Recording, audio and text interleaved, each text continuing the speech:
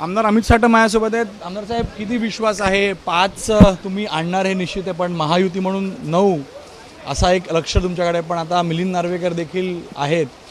किती विश्वास आहे की आज दगाफटका हा महाविकास आघाडीलाच होईल? आज महायुतीचे 9चे 9 उमेदवार हे या ठिकाणी निवडून येणार आहेत, याच्याबद्दल कोणती तीळ मात्रही शंका नाही.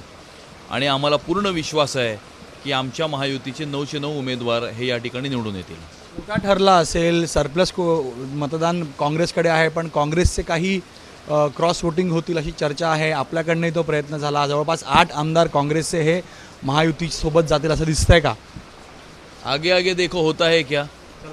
तर इशारों में ही उन्होंने बात की. त्यांनी स्पष्ट सांगितलं की पुढे पहा काय होतं. म्हणजे एक विश्वास आहे की मागच्या विधान परिषद आणि मागच्या राज्यसभाच्या निवडणुकींच्या वेळेला जसं महायुतीला यश मिळालं होतं तसंच यश यंदाही मिळेल. कॅमेरामॅन दीपेश महाजनचा गणेश ठाकूर, एबीपी माझा, मुंबई.